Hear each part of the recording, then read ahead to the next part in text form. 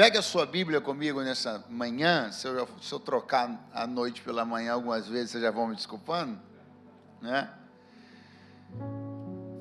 No livro dos Atos dos Apóstolos, o capítulo é o de número 10.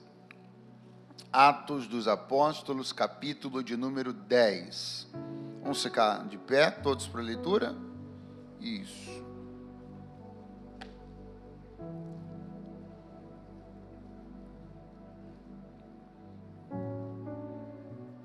Atos capítulo 10, vamos observar alguns versículos alternadamente, começando aí pelo primeiro. Está escrito: e havia em Cesareia um homem por nome Cornélio, centurião da corte chamada italiana, piedoso e temente a Deus, com toda a sua casa, o qual fazia muitas esmolas ao povo, e de contínuo orava a Deus. Este, quase à hora 9 do dia, viu claramente numa visão um anjo de Deus que se dirigia para ele e dizia: Cornélio, o qual, fixando os olhos nele, muito atemorizado, disse: que é, Senhor? E disse-lhe: as tuas orações e as tuas esmolas têm subido para a memória diante de Deus. Verso 7, retirando-se o anjo que falava com Cornélio, chamou 2 dos seus criados e um piedoso soldado dos que estavam ao seu serviço, e havendo-lhes contado tudo, os enviou a Jope. E no dia seguinte, indo eles pelo seu caminho, estando já perto da cidade, subiu Pedro ao terraço para orar, quase a hora sexta. E tendo fome, quis comer. E enquanto lhe o preparavam, sobreveio-lhe um arrebatamento de sentidos, e viu o céu aberto, e descia a ele um vaso como se fosse um grande lençol, atado pelas 4 pontas e vindo para a terra, no qual havia todos os animais quadrúpedes e répteis da terra e aves do céu. E foi-lhe dirigida uma voz: levanta-te, Pedro, mata e come. Quantos podem dizer amém esta manhã? Podem sentar-se em nome de Jesus. Graças a Deus. Se meu amigo lá que está servindo ao Senhor lá no som puder abrir um pouquinho mais o meu monitor aqui, eu vou te agradecer demais. Glória a Deus. Esse texto tem uma importância particular para nós, pentecostais, porque ele colabora muito fortemente com a teologia pentecostal. Colabora no sentido da compreensão, colabora no sentido da curva, né? Esse negócio de curva, tá lembrando, até gosto de estar amarrado, vou até mudar essa palavra. No momento aonde, né? Os projetos de expansão de Deus para o avivamento começaram a se concretizar. Por quê? Porque esse texto registra o primeiro estrangeiro, na verdade, o primeiro homem não judeu a receber o batismo com o Espírito Santo. Cornélio foi batizado no Espírito Santo junto com toda a sua família, e experimentaram ali aquilo que para a grande maioria dos presentes aqui já é uma realidade: o falar em línguas, o ter uma experiência aprofundada com a pessoa do Espírito Santo.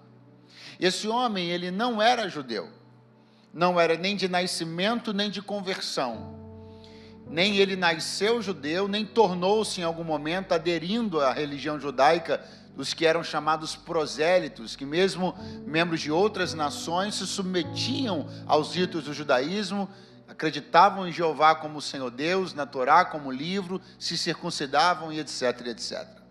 Esse homem não era assim, mas ele tinha uma prática e uma rotina devocionais puras, simples, mas piedosas, ao ponto de chamarem a atenção de Deus, a ponto de que Deus manda um mensageiro exclusivo à casa deste homem, para falar com ele acerca de um projeto, que ele talvez não, ele pensou sem dúvida alguma, que diz respeito apenas a ele e a sua família, mas era o start de Deus para um projeto de avivamento de proporções globais.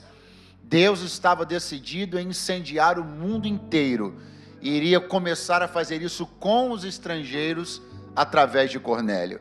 E graças a Deus, porque esse raio, de crescimento disso chegou até nós, e aqui estamos nós falando em outras línguas e recebendo da presença do Espírito Santo. Quem pode glorificar a Deus por isso nesta manhã? Eu quero que você compreenda um caminho que eu quero propor na manhã desse dia, para entendermos algumas coisas. Nesse caminho, nós vamos passar por um discípulo, por um apóstolo chamado Pedro.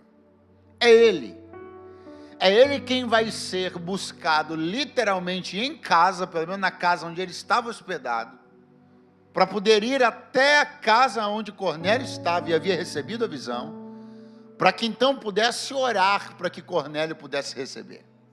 E aí você para e diz: poxa, mas que coisa linda, que coisa tremenda, que coisa, maravilhosa. Pedro lá dentro da casa de Cornélio, orando por ele, clamando o batismo, Jesus fazendo coisas grandes. Pois é, mas para isso efetivamente acontecer, Deus teve que trabalhar um cadinho na vida de Pedro. Para isso efetivamente acontecer, Deus teve que fazer algumas coisas que eu creio que Ele continua fazendo largamente. Coisas como quebrar resistências, coisas como trabalhar nas nossas crenças e valores mais antigos, culturais, familiares, e até porque não dizer religiosos, que por tantas vezes nos impedem de avançar na direção de viver não a nossa agenda pequena, minúscula, mas viver a agenda de Deus, grandiosa, global, universal. Eu quero que você compreenda, de fato, isso aqui não é novidade para a grande maioria das pessoas, estamos só esquentando os trabalhos, Mas eu quero que você se lembre, que você saiba, para os que não sabem ainda, que esse era um problemaço. Isso é uma questão muito complexa.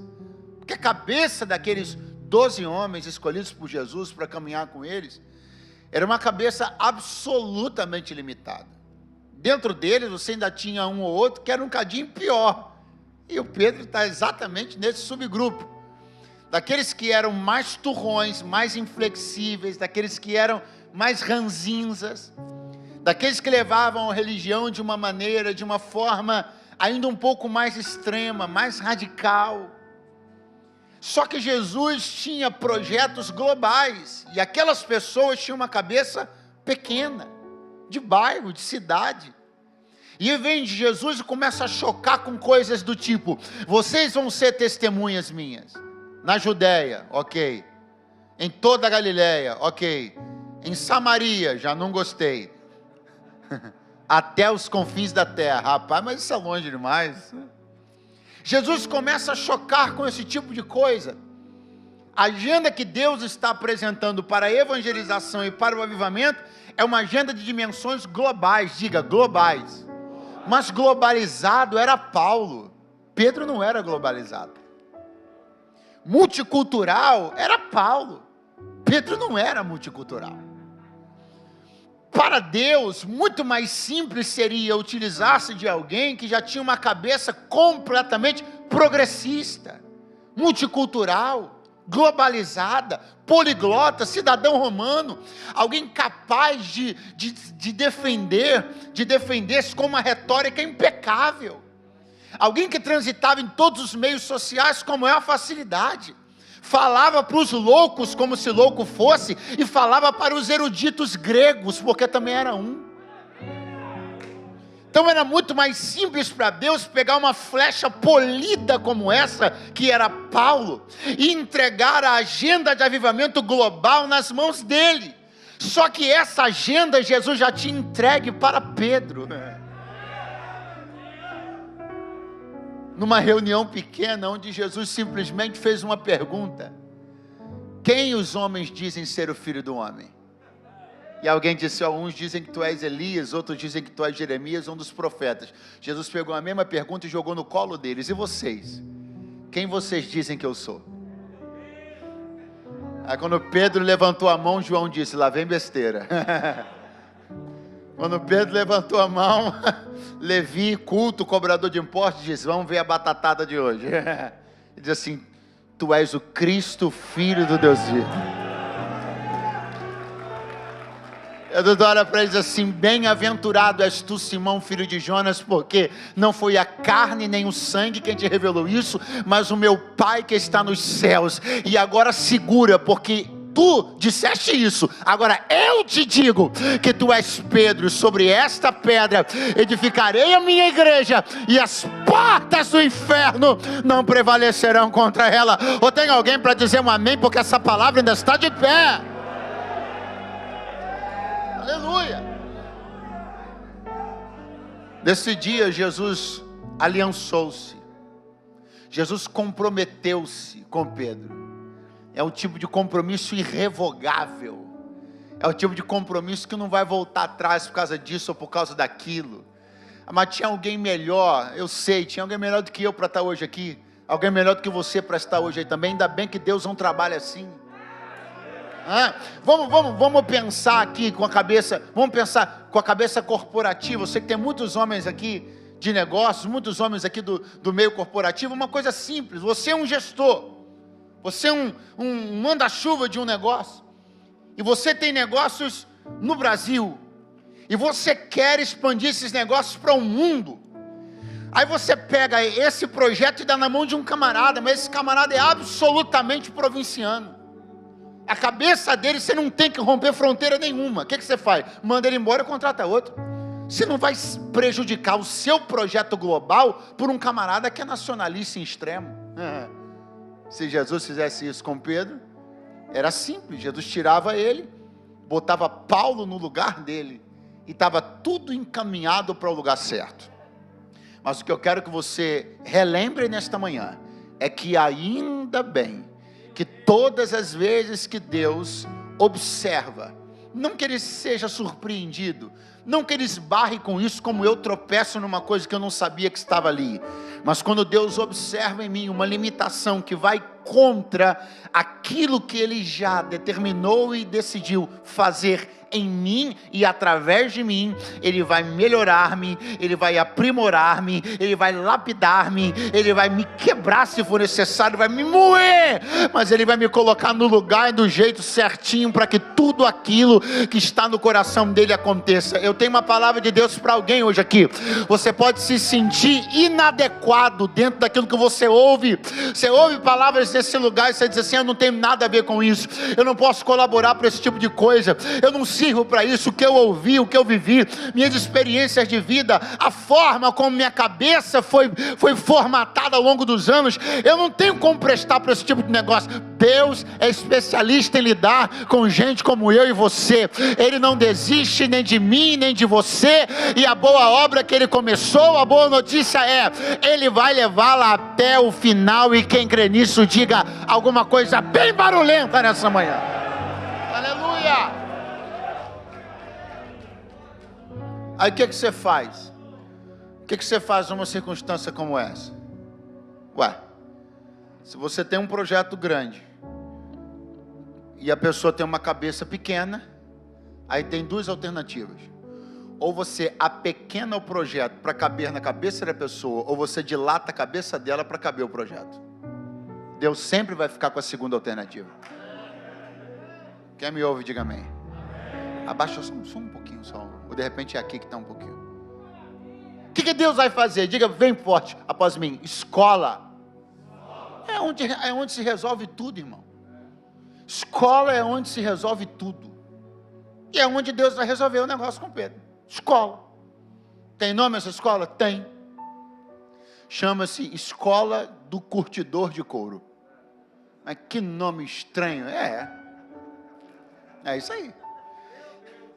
É aonde Pedro será matriculado involuntariamente, compulsoriamente. É onde Pedro vai passar alguns dias para ver e ouvir lições que, mesmo sem que ele efetivamente percebesse, estavam o moldando de dentro para fora. Ele vai passar uns dias na casa de um homem apresentado pela Bíblia como Simão, curtidor de couro. Repete após mim, por favor, que aí você já aproveita e acorda. Diga, Simão, curtidor de couro. Ele vai passar uns dias lá. Pastor, mas o senhor falou sobre a escola? Falei. Mas o senhor agora falou que era uma casa? Sim, as escolas de Deus são sempre assim, são meio secretas. Deus não costuma colocar placas identificando suas escolas. Por quê? Porque senão você não entra. Na verdade, as grandes escolas de Deus estão disfarçadas de circunstâncias cotidianas. Os nossos maiores aprendizados, eu acho que alguém aqui pode concordar comigo, nossos maiores aprendizados não aconteceram em ambientes oficialmente acadêmicos. Não desprezando-os, muito pelo contrário, sou um incentivador deles. Agora, as lições que revolucionaram nossa vida, muitas delas aconteceram num dia que a gente reputava como qualquer. Ou foi nas escolas dos príncipes do Egito que Moisés aprendeu sua principal lição de vida? Ou foi lá no monte, descalço, vendo a sarça pegar fogo, achando que era um dia qualquer, onde ele só ia cuidar dos bichos do sogro? Aleluia. As escolas de Deus são assim. Elas são disfarçadas. Elas estão em circunstâncias e são geridas por pessoas que a gente também não pensa que são professores. Na verdade, muitas vezes, a gente se aproxima de algumas pessoas achando que quem vai ensinar somos nós. É a gente que aprende. Quem aqui já não foi visitar um amigo, um parente doente? E aí você escolheu um hino para cantar, uma palavra para ler, achou que você ia chegar lá e ia ser o profeta, e encontrar uma pessoa caquética, derrubada, destruída numa cama. Quando você abriu a porta, o camarada ou a camarada foi e se ajeitou na cama, né? Fraquinho olhou para você e disse: Jesus é bom em todo tempo. Aí a lágrima já vem no olho, você já começa a entender, não vim aqui para ensinar nada, eu vim aqui para aprender, as dinâmicas mudam, a gente sai achando que vai ser observador, mas acaba mergulhando dentro de experiências profundas, a gente sai de casa achando que vai ensinar, mas que nada, o professor é quem está lá e a gente foi para aprender. Deus trabalha desse jeito, oh glória. Você sabe o que era aquilo dali para Pedro? Uns dias de subsídio, uns dias comendo, bebendo, dormindo, aproveitando-se do subsídio oferecido por um homem gentil. Para Deus não, era escola. O homem trabalhava dentro de casa, era uma casa e também era um curtume. Significa que esse homem manipula, ele trabalha com peles de animais, submetendo-as a processos, colocando no sol, para enrijecer, e depois de enrijecer, trabalhando com azeite de oliva, para quebrar as fibras e amolecer. Os pentecostais já chegaram ou só vão ver amanhã? Vou tentar de novo que você perdeu o código. Primeiro colocando no sol, aí enrijece, só que rígido não serve. Aí tira a pele enrijecida e trata ela com azeite de oliva, para quebrar a rigidez, para tornar maleável, para virar o sapato, o cinto, a bolsa, para ser útil, porque na nossa rigidez de fibras, ninguém consegue ser útil, mas quando o azeite nos quebra, a gente começa a descobrir o caminho da utilidade. Glória! E está lá o apóstolo Pedro, observando aquelas dinâmicas, com nojo daquelas coisas, torcendo o nariz para o cheirinho ruim, mas sem perceber, ele foi introduzido no coração de um processo. Quem me ouve, diga amém. Isso é maravilhoso. Se for embora, volte agora. Ele foi introduzido no coração de um processo. Pastor, por quê? Para ser discípulo e não fariseu. Porque o fariseu, ele nunca se dispõe a mergulhar no coração de um processo. Ele apenas aplaude o resultado na vitrine. O espírito farisaico é aquele que torce o nariz para o cheiro ruim do couro, mas usa sandália.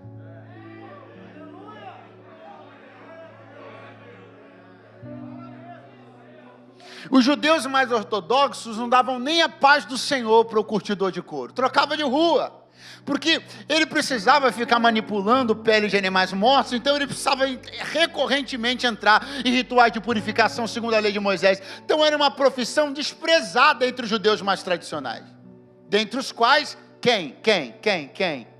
Pedrão.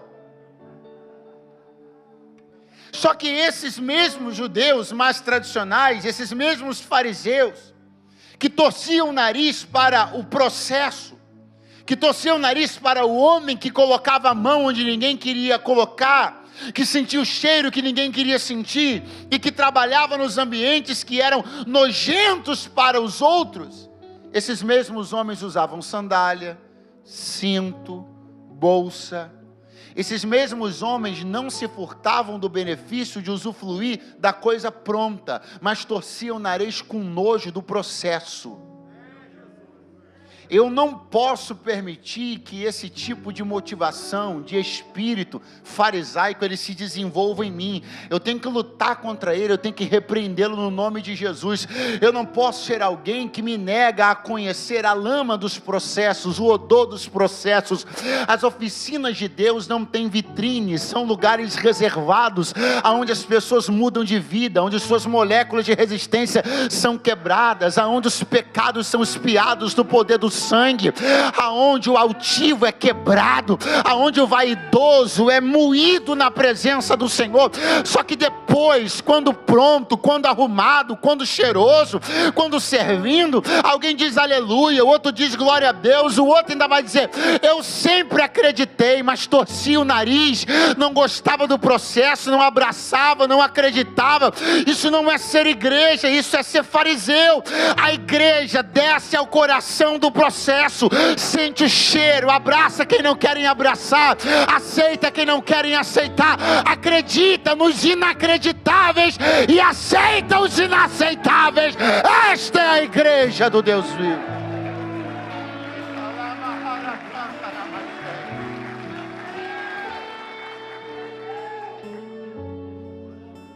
Dá uma olhada nas páginas anteriores depois. Sabe o que você vai ver? Pergunte o quê?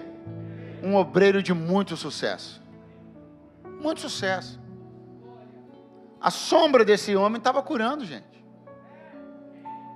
Não, vai nas páginas anteriores, você vai ver esse homem olhando para um camarada deficiente físico há décadas, e olhando para ele dizer assim, ô Enéas, Jesus Cristo te dá saúde. O cara levanta e começa a andar. As pessoas que estavam perto de Pedro, quando morriam seus entes queridos, não enterravam, mandavam chamar ele para orar. Aconteceu com a irmã Dorcas, uma mulher piedosa que servia a comunidade. Ela morre, aí, vamos enterrar? Não enterra não, o irmão Pedro está perto aqui. Bota ela lá, não tem geladeira, não tem nada, bota ela lá em cima no terraço da casa, e chama o irmão Pedro. Vai Pedro lá, sobe o terraço, olha para a mulher, chama a mulher do mundo dos mortos, a mulher ressuscita, gente. Sabe o que eu estou vendo? Pergunte o quê? Um obreiro de sucesso. Sabe o que eu estou vendo? Desempenhos impressionantes na evangelização, desempenhos impressionantes nas cruzadas de curas e milagres, desempenhos impressionantes nas visitas nos lares. Quando é que eu pensaria que Deus ia pegar um homem desse e matricular numa escola?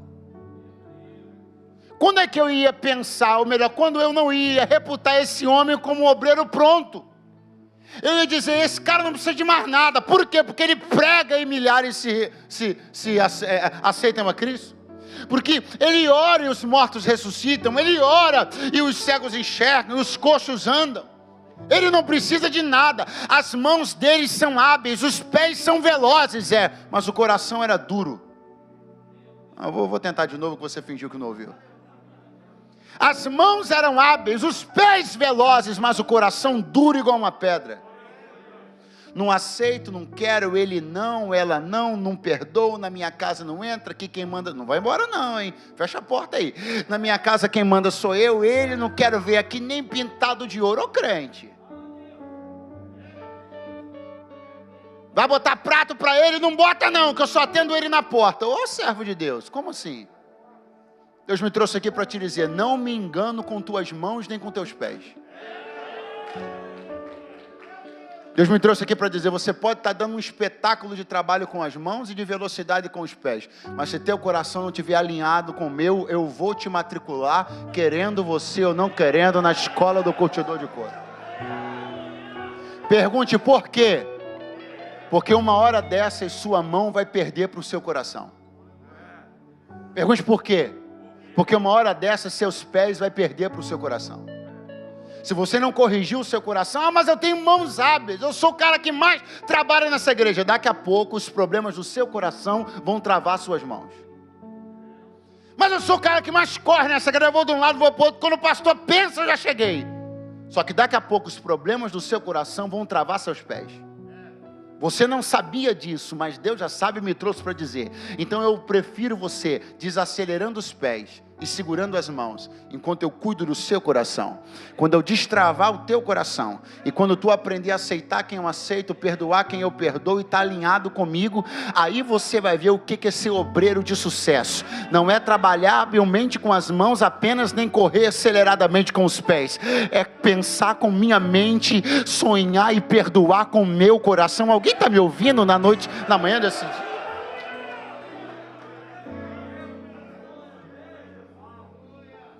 Pedro vai ser matriculado na escola do Simão, curtidor de couro. Enquanto isso, o Senhor manda um anjo lá na casa do irmão Cornélio. Eu disse para você um anjo. Eu não falei um demônio, não, eu falei um anjo. Um anjo foi lá na casa do irmão Cornélio. Vai anotando isso aí. Quem foi lá na casa do Cornélio? Ok.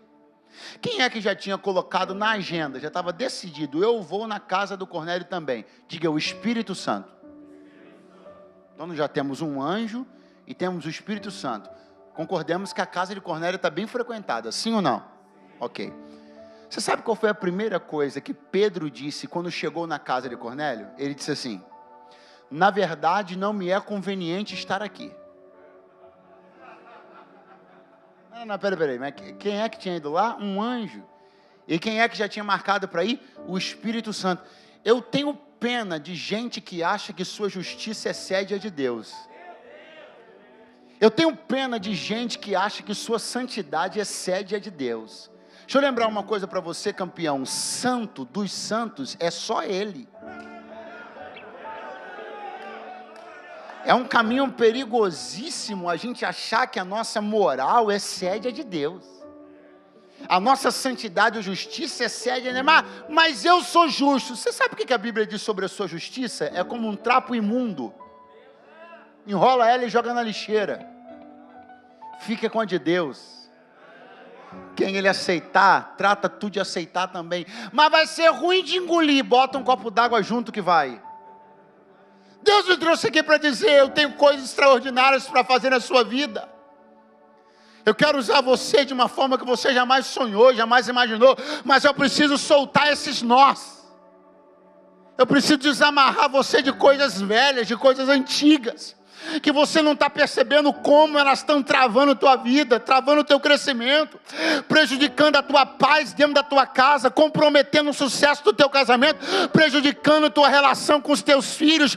Eu não te dei as boas novas do Evangelho para você continuar vivendo a mesma vida antiga. Eu vou desamarrar você disso tudo aí, e tu vai ser testemunha poderosa minha nessa geração. Oh glória!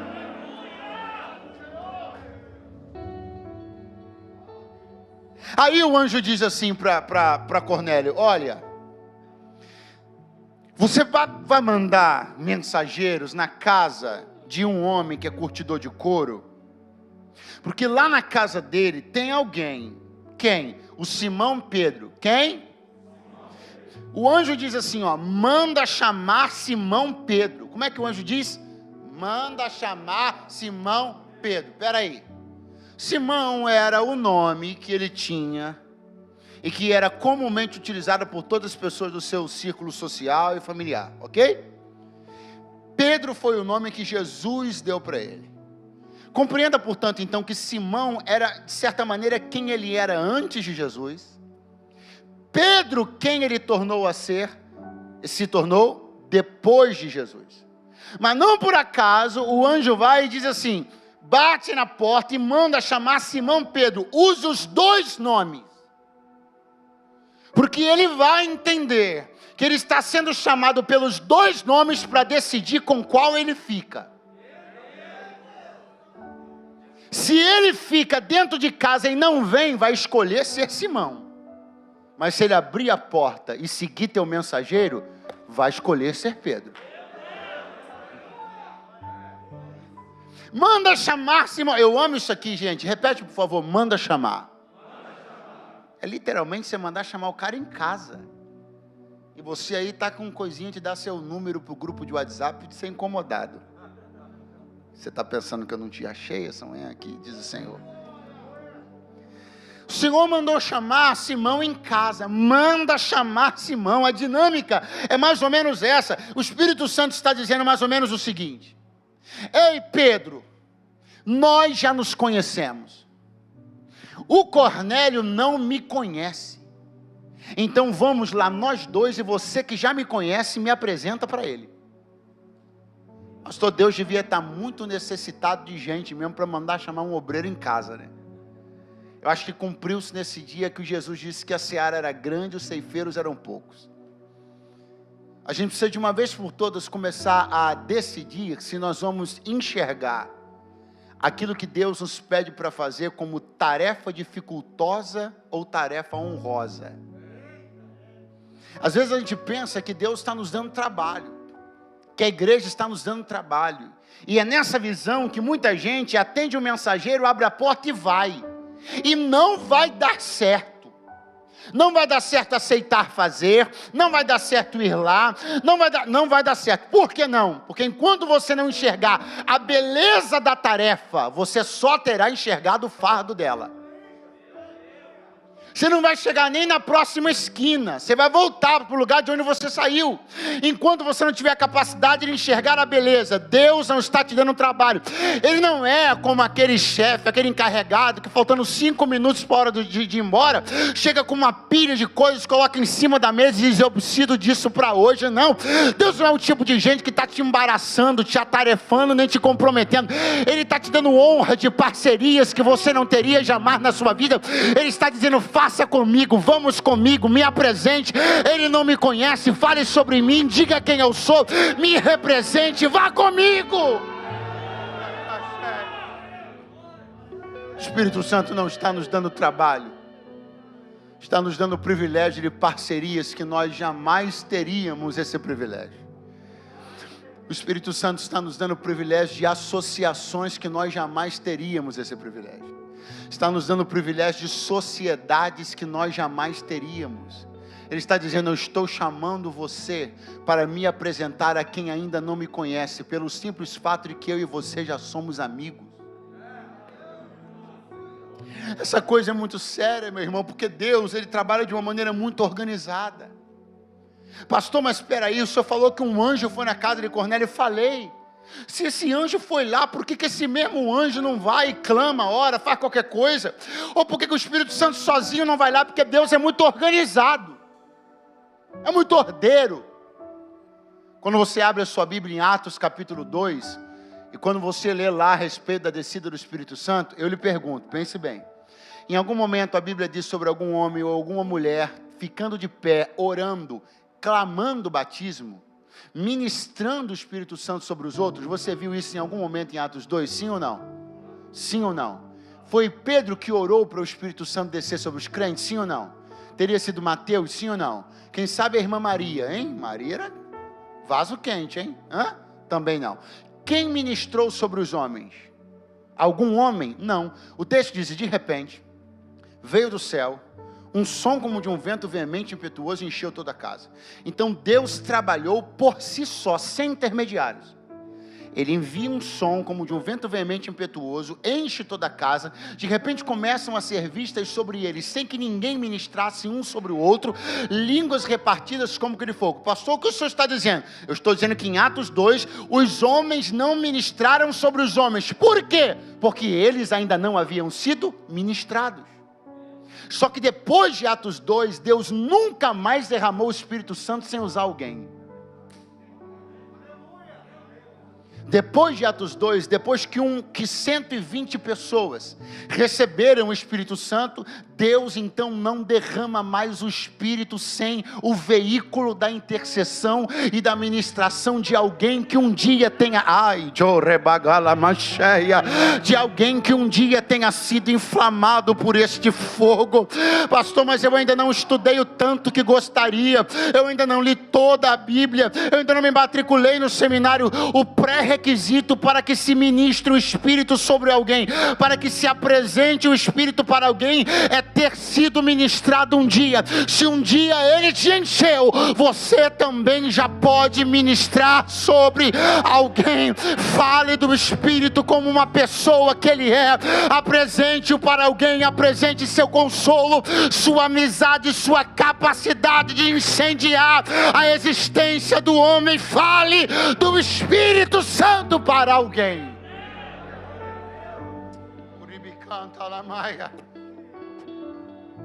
Manda chamar Simão Pedro.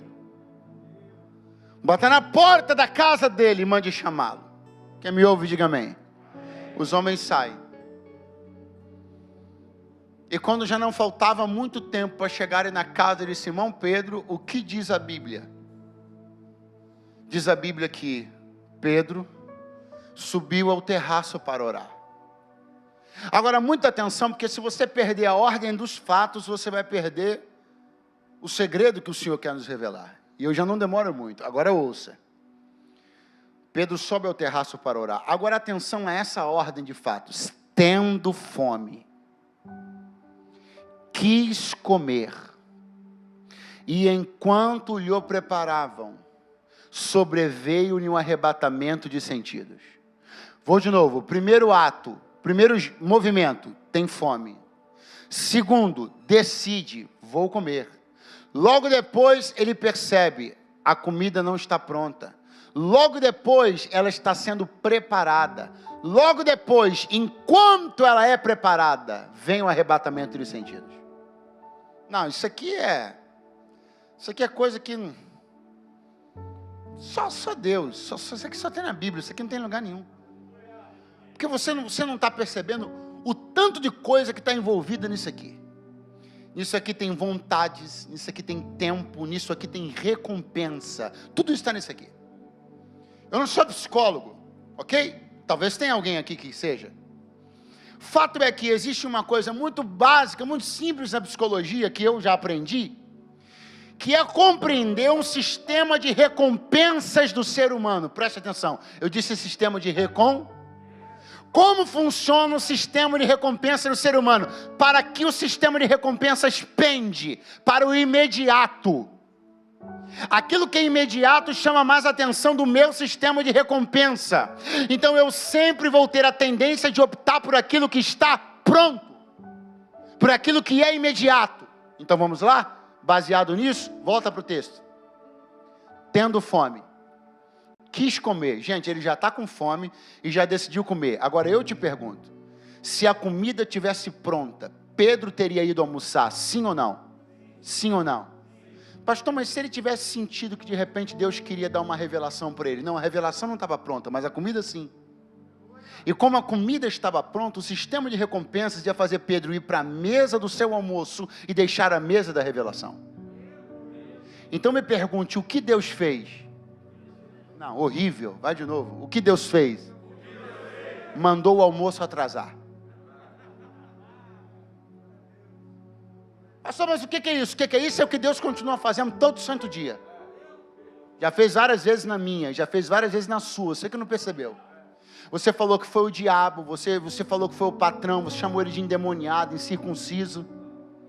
Só que Deus me trouxe para te dizer, eu soprei aqui de cima e apaguei o fogo do almoço. Quem atrasou a comida fui eu. Como assim, pastor? Sim, Deus está me boicotando? Não, Ele só está alinhando o teu tempo no dele.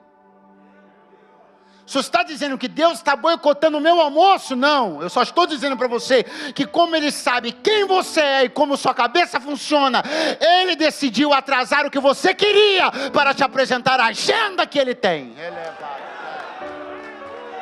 Eu queria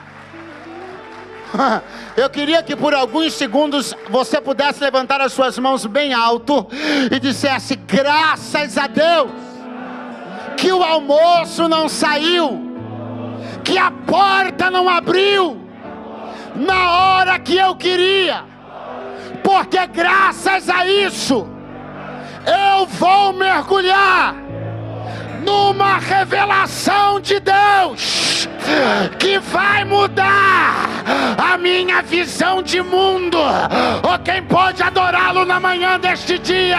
Quem pode adorar?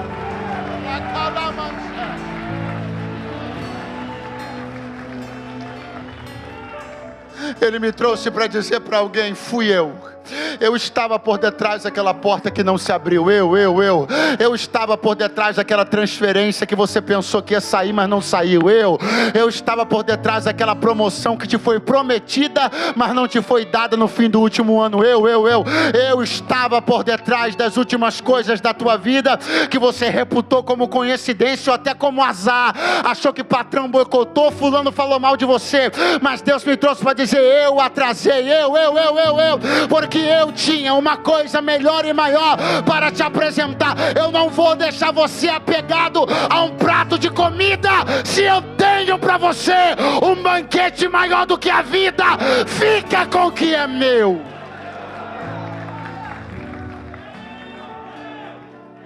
Olha para mim, vê se você entende uma coisa sobre Deus. Olha para mim. Pastor, o que o senhor está falando? Eu estou falando isso. Estou falando que Deus se meteu no almoço de Pedro. Estou falando para você que Deus não deixou ele almoçar na hora que ele queria. Porque se ele... Irmão, pensa. Tendo fome, quis comer. Está pronta a comida. Ok, só que o que a Bíblia diz? Que os mensageiros de Cornélio já estavam na rua. E já estavam chegando. Se Pedro vai para almoçar, está lá, ó, comendo a comida dele, satisfazendo o estômago dele, atendendo ao prazer dele, aí daqui a pouco batem na porta. Ele ia atender: Simão Pedro, sou eu. Não é porque o meu senhor, o Cornélio, que é centurião da corte italiana, não tem? Então, ele recebeu uma revelação, um anjo apareceu lá e falou para a gente vir aqui bater na sua porta e chamar o senhor para ir lá. Pedro, ele dizia assim: o quê? Vocês estão loucos? Vocês são testemunho de Jeová?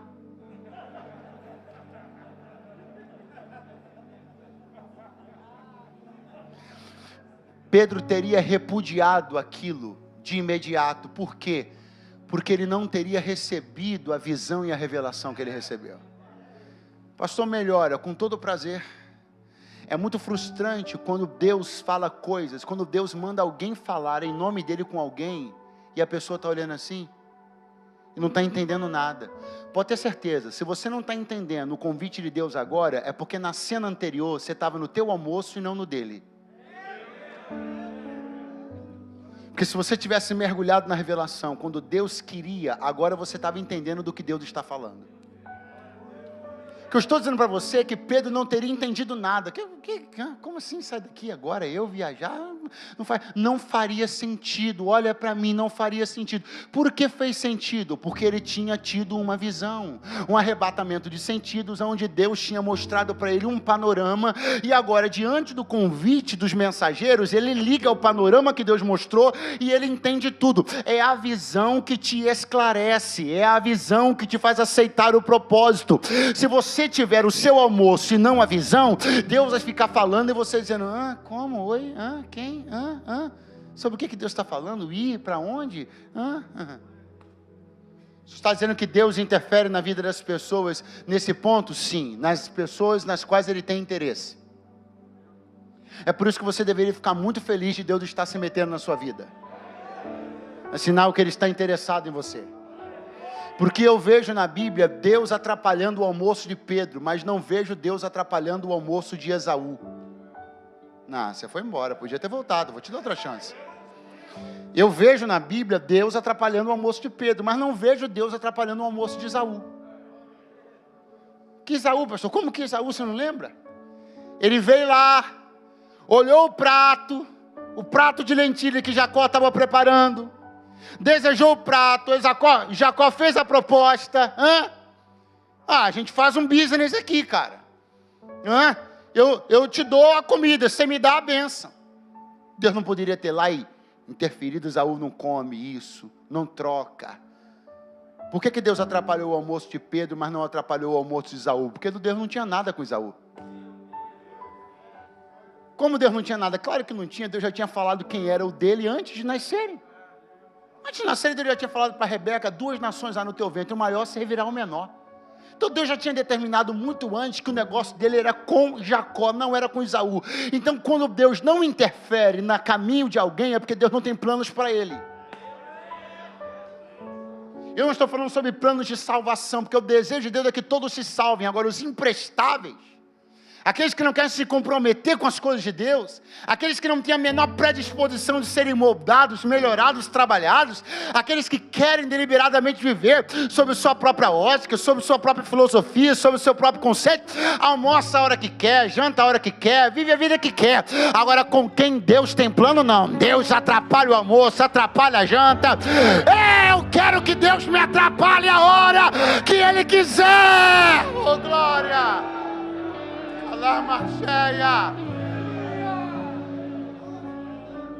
Olha para alguém perto de você e diga: se Deus está se metendo na sua vida, glorifica o nome dEle.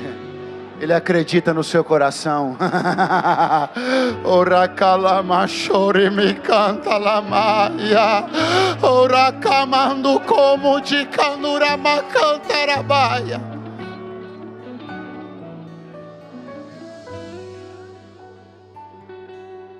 Bom, já que não tem almoço, já que a comida ainda vai ser preparada, esse é o nosso problema. A gente quer uma coisa, ela não está pronta. O que você faz com o intervalo? Vou de novo. A gente quer uma coisa, ela não está pronta. O que você faz com o intervalo? Se você tornar o intervalo ocioso e improdutivo, ele não vai te servir de nada.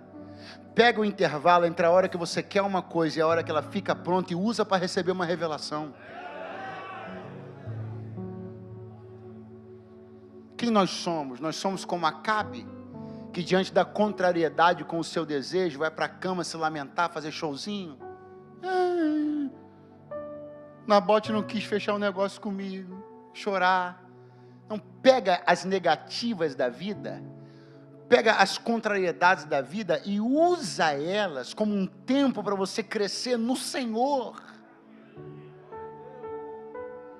Agora eu encerro dizendo para você que olhe que cena vai acontecer. Que cena profética. Meu Deus do céu. Ainda tem gente que troca isso que eu vou dizer agora por almoço. Arroz e feijão. Você não tem ideia do que é o cardápio de Deus. Pedro arrebatado nos seus sentidos, aí diz a Bíblia. Abre o céu. Desce um lençol, desce um. Não, meu irmão. Está pensando que a Bíblia é o gibi do Batman. Vou dizer de novo. Desce um. Desce um. Em forma de vaso, sustentado por 4 pontas. Dentro do lençol, ou seja, é o lençol que sustenta tudo que está dentro dele. Preste atenção. O que está dentro dele? Toda sorte de animais, quadrúpedes e répteis. O que aquilo representava? As pessoas que Pedro não aceitava. Vou de novo. O que aquilo representava? As pessoas que Pedro não aceitava. Agora, o que dava sustentação para isso? O lençol. Deus sabe como falar do jeito que você vai entender. Mas eu não entendi, pastor, mas Pedro entendeu. Mas eu também quero entender, então venha comigo. Quando as mulheres chegaram no sepulcro, receberam notícia que Jesus tinha ressuscitado, elas correram lá e avisaram. Aí correram Pedro e João, chegaram na porta do sepulcro. João ficou do lado de fora, Pedro entrou. Quando Pedro entrou, qual foi a visão que ele teve? O lençol de linho no chão. O primeiro segundo que Pedro entendeu que Jesus tinha ressuscitado, numa experiência pessoal, porque havia o testemunho das mulheres, a sua experiência pessoal de ressurreição estava ligada à imagem de um. Então Jesus está dizendo para ele: Pedro, tudo isso que você não aceita, não está sustentado por você. Todas as pessoas que você torce o nariz, não é por causa delas, não é por causa de você que elas estão aqui. Quem sustenta essas coisas é o poder da ressurreição que você conheceu naquele domingo de manhã. Não é teu achismo, não é tua moral, não é tua justiça, não é você. Quem sustenta essas pessoas sou eu. Quem foi pregado no madeiro não foi você. Você disse inclusive para mim que estaria lá comigo e nem lá você estava, correu de medo. Então quem subiu ao madeiro fui eu. As mãos pregadas foi a minha, a coroa foi na minha cabeça. Quem morreu fui eu, e quem ressuscitou fui eu também. Eu aceito quem eu quiser. Aleluia. Oh, Manaia.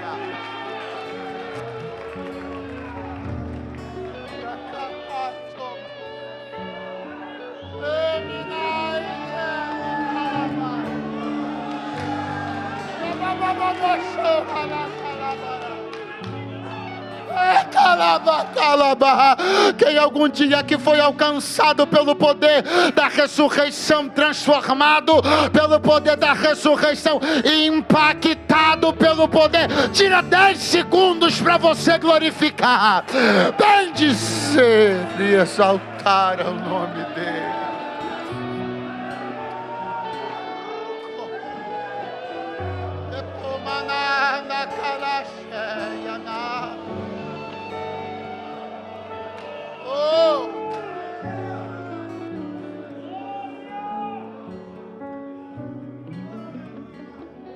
Atenção, porque nós vamos fazer contas, hein? Não perca as contas. Eu preciso encerrar com matemática. Que isso, essa hora é. Desce o lençol. Até Pedro. Sobre o lençol toda sorte de animais quadrúpedes e répteis. Uma voz. Levanta-te, Pedro. Mata e come. Ou seja, nem morto os bichinhos estavam. Pedro olhou e disse: eu?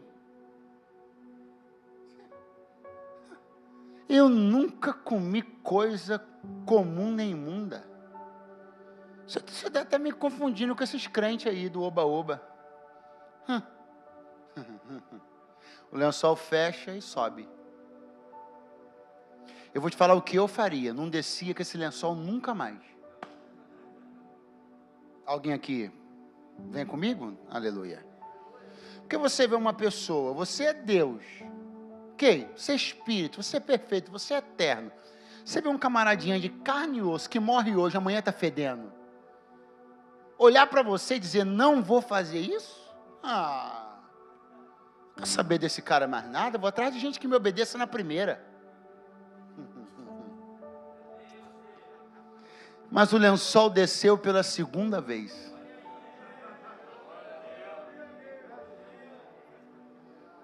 E a voz fez-se repetir. A voz fez-se ouvida, perdão de novo. Levanta-te, Pedro. Mata e come. Aí alguém disse, não, agora, diante dessa ele não vai ter... E teve. Eu não. Isso não vai de acordo com a minha moral. Está fora dos meus parâmetros. Não como. Não quero, não aceito. Era para contar, né? Quem está contando? Já foram quantas? 14? Foi uma? Quantas foram? Cuidado que você está chegando num limiar muito perigoso, hein? Quantas foram? Já tem 2 nãos, é isso mesmo? Quantos já tem? Cuidado, hein? Você está revivendo uma história muito complicada, hein? Tem alguém que está por aqui, ainda comigo. Cuidado, porque esse negócio está ficando perigoso. Você não percebeu que você está revivendo um momento da sua vida que você não deveria reviver? Você já está no segundo não? Você quase se arrebentou todo por causa de 3. Lá na fogueira. E está no segundo agora, você está flertando de novo com esse tipo de coisa? Você parece ter se esquecido do esforço de Jesus para reintegrar e aceitar você, mesmo depois de você ter cumprido o que Ele mesmo disse que aconteceria? Você está esquecendo do perdão, da aceitação, de todo um projeto que Ele desenvolveu para reinserir você quando você saiu porque quis. E agora você está de novo, chegando na beira do precipício, já dizendo 2 nãos para esse mesmo que te recebeu daquela vez de novo, de volta. O lençol, meus amigos, desceu pela 3ª vez.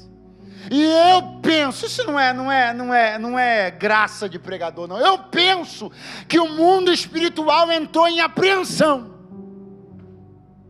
Porque o mundo espiritual sabe quem é aquele homem que está arrebatado no terraço. Ele sabe quem é ele. Eles sabem o que Jesus falou para ele. Eles sabem o nível de comprometimento que uma agenda global está correndo.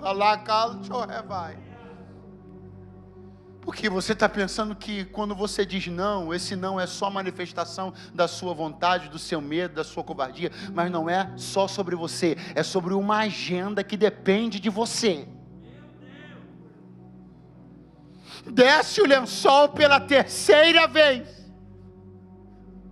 Há uma apreensão no mundo espiritual. Uma apreensão entre os anjos, uma apreensão entre os demônios.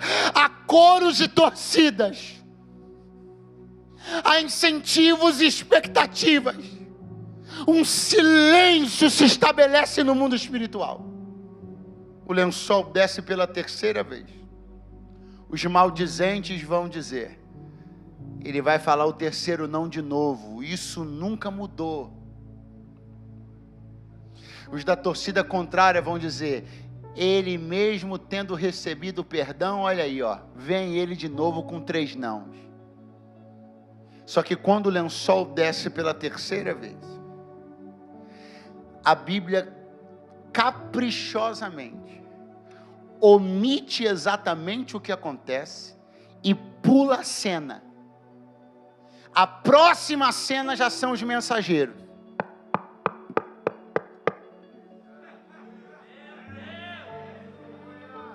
A gente ainda não sabe o que aconteceu lá. Alguém ainda está por aí?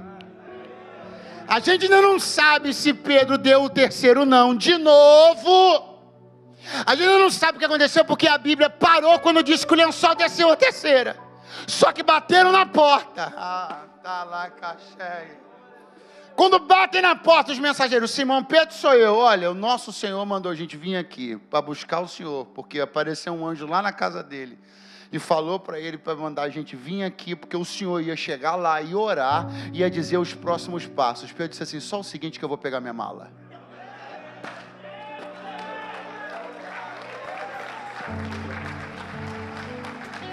Pastor, onde o senhor quer chegar? Eu já cheguei.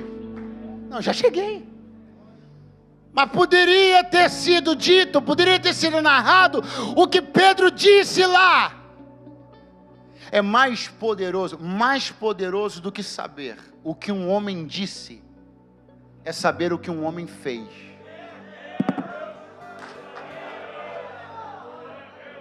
Mais poderoso do que saber o aceite verbal de um homem, é vê-lo fazendo o que ele se dispôs a aceitar.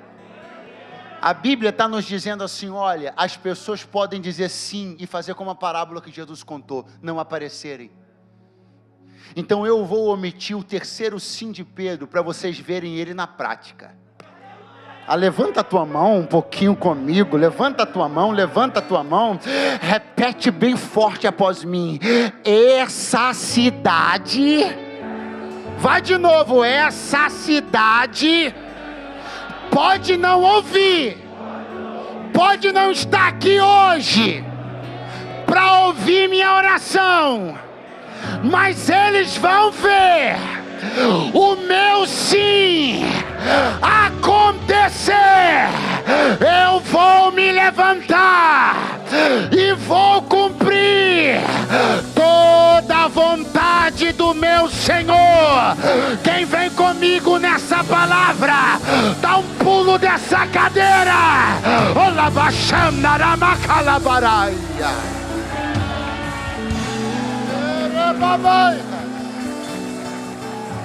Recancho.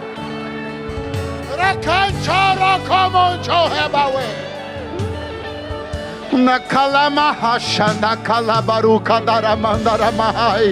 Não vai ser da boca para fora, não vai ser num ato de emoção, não vai ser num momento de comoção superficial, vai ser um sim, abrindo a porta, saindo, dizendo: eu nego minha carne, renego minha vontade, estou indo cumprir teu propósito, estou indo abraçar quem o Senhor quer que abrace, eu estou indo.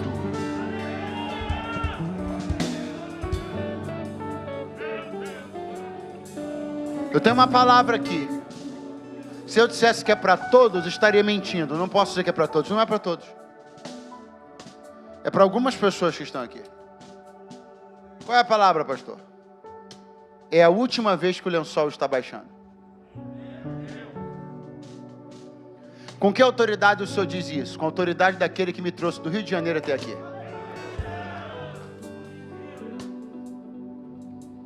Eu acho que isso é fatalista. Não, isso é só uma visão de quem já conhece o futuro. Ele que conhece o futuro me trouxe aqui para te dizer, para alguém que vai sentir essa palavra entrar como flecha, queimando no teu peito. Ele me trouxe aqui para te dizer, esta manhã é a última vez que eu estou descendo o lençol diante de você. Pastor, nunca dá para dizer quando é a última. Não dá para dizer você nem eu. Deus pode dizer a hora que Ele quiser. Mas isso aí nega muito a misericórdia de Deus, a longanimidade de Deus. Não, você que entendeu a misericórdia e a longanimidade do jeito errado. O fato de Deus ser misericordioso e longânimo não quer dizer que Ele receberá sucessivos nãos. O mesmo Deus que insistiu com Pedro disse sobre Saul: já desisti dele. Pastor, não dá para dizer que é a última vez, porque o ladrão da cruz se salvou no último minuto. Eu não estou falando de salvação. Salvar-se, você pode salvar-se no último 10º de segundo da sua vida. Cumprir um propósito, tem hora que Deus chama pela última vez. Você pode se salvar lá na frente. No último 10º segundo da sua vida, você se salvar. Agora, você fez o que tinha que fazer? Foi onde tinha que ir? Foi a pessoa que Deus queria que você fosse? Influenciou quem você deveria? Deixou o legado que deveria deixar?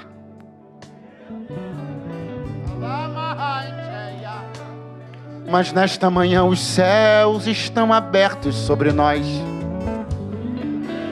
E o Senhor me trouxe para dizer: estou descendo com o lençol pela 3ª vez. E mais uma vez estou te dizendo: vem negar a si mesmo, vem tomar a tua cruz e seguir-me. Pela 3ª vez eu estou te dizendo: veja o quanto eu investi em você até hoje, veja o quanto eu trabalhei para te recuperar e te inserir. Você não pode ousar me dizer não de novo, você não pode ousar renegar um propósito que é melhor do que o seu. Rasga a tua agenda e fica com a minha. Uma canção vai ser entoada aqui essa manhã. Enquanto essa canção vai ser entoada, aqueles a quem eu disse que essa palavra entraria como flecha incendiada no teu peito, você que está sentindo que para um propósito, não é para salvação, o convite da salvação eu faço daqui a pouquinho. Você que está sentindo que para um propósito de Deus na tua vida, Deus está te chamando com pressa nesta manhã. Você que é cabra macho o suficiente para admitir que até hoje você fingiu que não ouviu a campainha, fingiu que não ouviu os mensageiros de Deus batendo na porta. Só que depois dessa manhã de revelação, como dizer que não entendeu o chamado? Se você não quer se aventurar a dizer não para Deus, se você quer se entregar a um propósito do qual você tem fugido, então enquanto essa canção vai ser entoada, sai do teu lugar correndo e vem aqui no altar agora em nome de Jesus. Pode tomar a parte mais das extremidades aqui também, à medida que for possível. A gente ainda mantém um distanciamentozinho mínimo. Vem aqui agora. Se não der, se encher aqui, dobra o joelho onde você está aí, fica no corredor. O que importa é que você não diga mais não.